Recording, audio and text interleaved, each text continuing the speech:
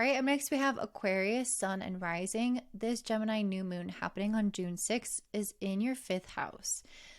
So before we kind of hop fully into the new moon, we need to discuss why it's so important. And that's because Venus is exactly conjunct the Sun and Moon at this time. The last time this happened was back at the start of Venus's cycle with the Sun in August of 2023, when she came into contact with the Sun and received her message from the King, the Sun, around her mission for the time ahead. And now she's checking back in with the Sun at this midpoint in her cycle to kind of see like how she's doing. You know, am I making progress?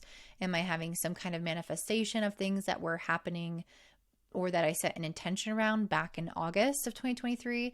And for you guys specifically, that was in your 7th house. It happened in Leo. So there could have been something that was going on during your relationships at that time, or important contracts or decisions around relationships and contracts during August of 2023 that might be coming full circle, or not full circle, but like having some kind of milestone happen in regards to them right now. So maybe they're more alive right now. Maybe you're working through some of those things right now, or it's coming back up in your psyche in some kind of way.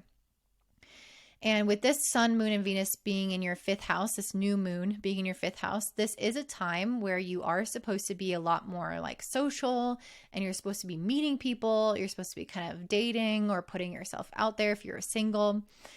This is your time to be focusing on children. If you have children, focusing on your creative projects, on growing in confidence, doing the things that you enjoy, like taking trips and traveling and having fun.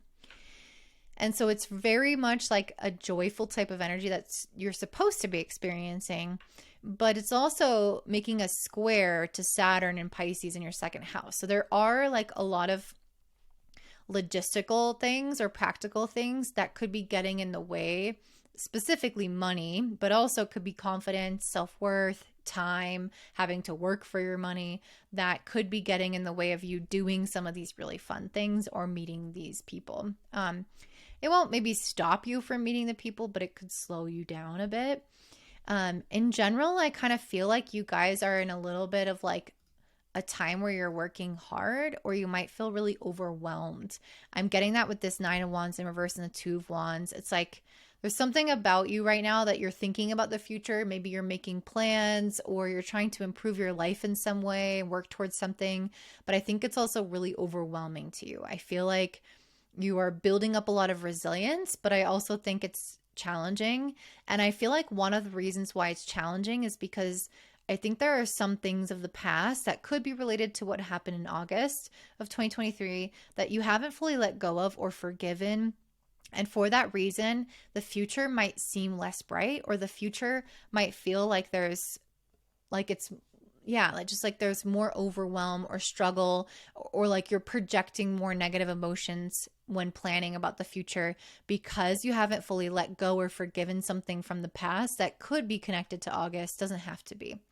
I pulled this advice card, she who forgives, remorse, guilt, and forgiveness. So there's something that you need to emotionally detach yourself from that will allow you to feel like you can look forward to the future.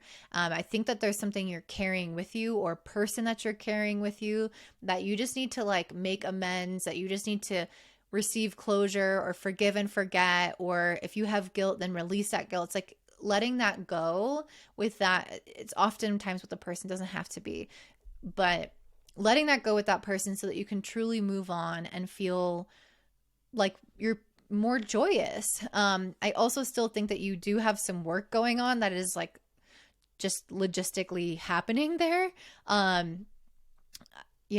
With Saturn in the 2nd house, this is a time where you are kind of meant to be more disciplined with your money and be planning and thinking for the future. So there are certain sacrifices you're still going to make, but I feel like it won't feel as heavy if you are releasing this element of emotional, turmoil or guilt or upset or whatever from the past.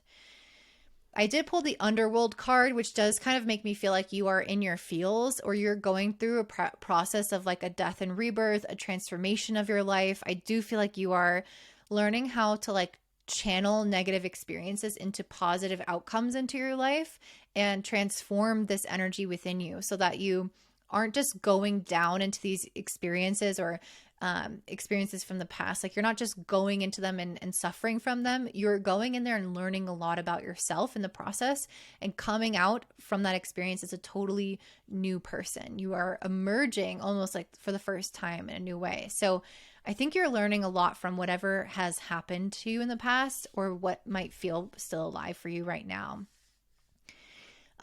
Mercury and Jupiter are together in your fifth house. I think this is going to help you look into the future a little bit more with a little bit more optimism, hopefully.